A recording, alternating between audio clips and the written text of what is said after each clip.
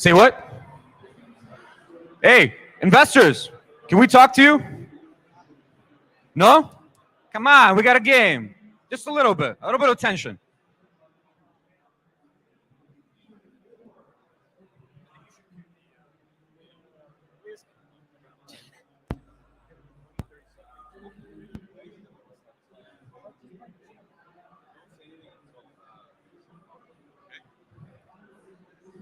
Pum, pum. Oh, I'm so happy to meet you. He's so handsome. You know what? There's nothing to do.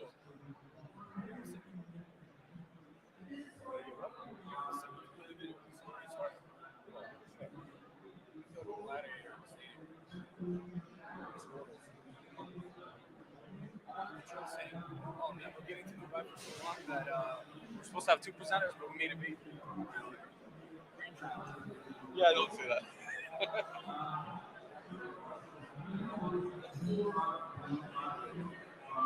It's our baby. We're gonna get two presenters, and we made it be. And you see them. You see the three stooges?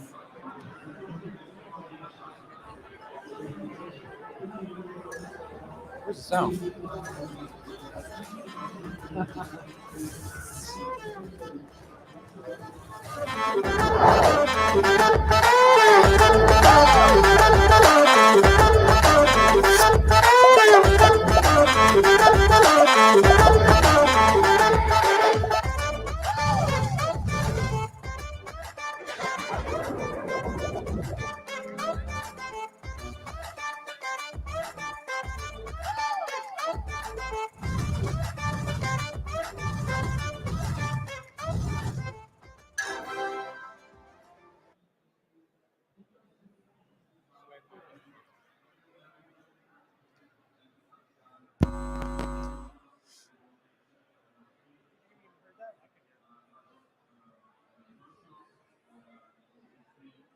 When we start?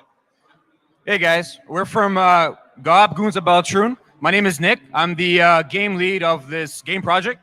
We have Mark, one of the co-founders, and we have Kyle, our game designer. Basically, we are a PvP classical CCG game in the Web3 world. And one of the two things we're trying to do is basically prove to the Web3 world that good games can actually be made, classical games. And the second thing is we're trying to figure out, can we bring Web2 gamers into the Web3, break the stigma? Can we try to replace the in-app purchases with perhaps some NFT technology, and et cetera, et cetera? So I'm going to hand it over to Mark and let him start explaining some of the things that we do.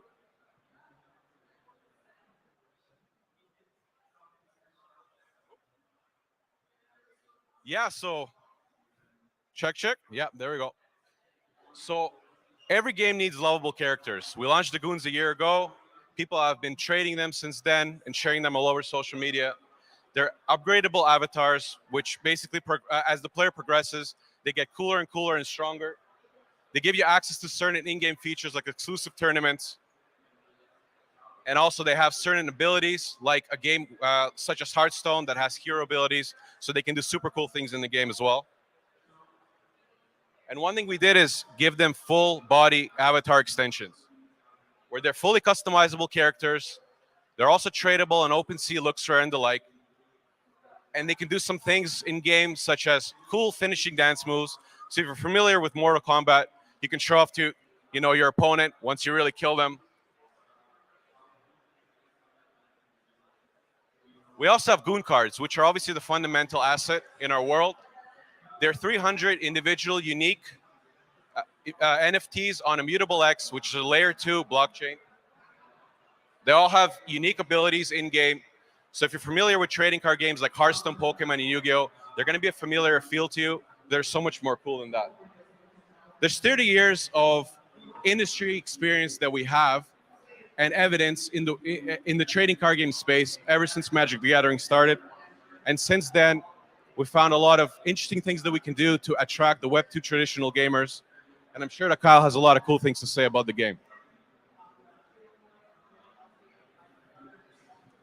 Hi, my name is Kyle, and I am the game lead for Goons of Pavilion. I'm a professional card player, and I designed the 300 cards for the game. We are inspired by games such as Hearthstone, Gods Unchained, and several of the other games in the marketplace. And we realized that none of them really fill the niche that we wanted to fill. We believe that we have a game that is truly original, different, and unique. We have a 18-plus sort of angle. We're humorous, fast-paced, and we offer something that none of the other games really have. And that is that with no mana system, making our game completely original and just, in my mind, a lot better than what is out there right now. Yeah, so one of the things we were trying to do in this game space is figure out what kind of mechanisms can be built to facilitate the Web3 stuff. This is more of the minors things, but however, we really believe, for instance, in achievements, the classical gamification route, but put it out as an achievement in Web3 space as perhaps an NFT, maybe make it a bit of trolling on it. Maybe it's not a really desirable achievement, kind of reverse the value of the achievement, make people throw it at each other, stuff like that.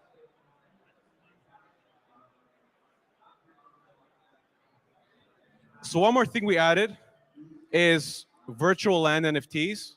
So if you want to have the opportunity to be a landlord in our virtual world of Balatron, you have just under 10,000 NFTs that are featured in our game.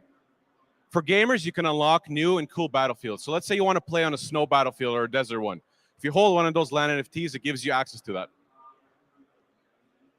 Also for investors, as this is a Web3 game above all, it gives you the opportunity to earn passive rewards. So you can be essentially like a landlord and make some profit on all the transactions that happen in our world.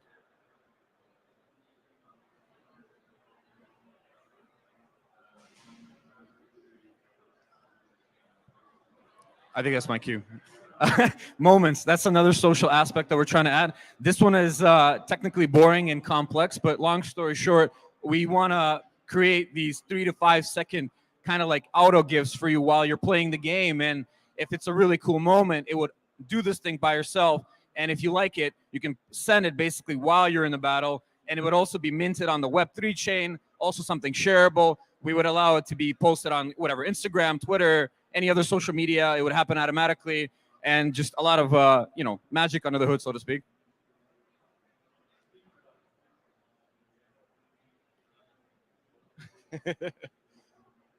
Yeah, so as Nick just alluded to, social experiences are the future. There's a huge market for people watching others game. As you know, that's happening on Twitch and the likes like TikTok. So one thing we're trying to do is add a hyper-social spectator mode. We're really excited about this one because it's been something that's been missing in games. And as gamers ourselves, we really wanted to experience a more upgraded spectator environment where you can actually facilitate some kind of engaging experience with the gameplay itself, but also just having a good time with your friends and, enhancing what Twitch already has to offer. Let me add. One thing I got to add, though, is one thing we also believe as a company is, for instance, one of our partners, Elysium Forge, the guy is right across. What we've been talking about is if you're a game project, I don't know if you guys know this, but in this current bear market, one of the good strategies is probably to try to make partnerships. Doesn't necessarily have to be investors or not. Maybe, tech sharing, maybe idea sharing. And so that's another thing that we're trying to push for since we started, talking to the Elysium guys, talking to people in the booth, and just trying to let everybody know, we could also attack this this crypto problem together in case anybody wants to talk. It is a play and earn game, but we want to be fun first and attract the Web2 traditional gamers and onboard them with our design, art, and UI skills. That's something that's been desperately missing in this industry, and we want to solve that problem. One thing we also want to introduce is a really cool other game mode, which Kyle, I'm sure, is going to talk about forever. So what we're constantly trying to do is be innovative. And that means just not sticking with a single collectible card game. And one thing we're trying to do is take the best of what we have to offer and expand it into as many industries as possible. The main one that we're thinking and working on right now is taking the classical collectible card game and applying it into new avenues such as poker. One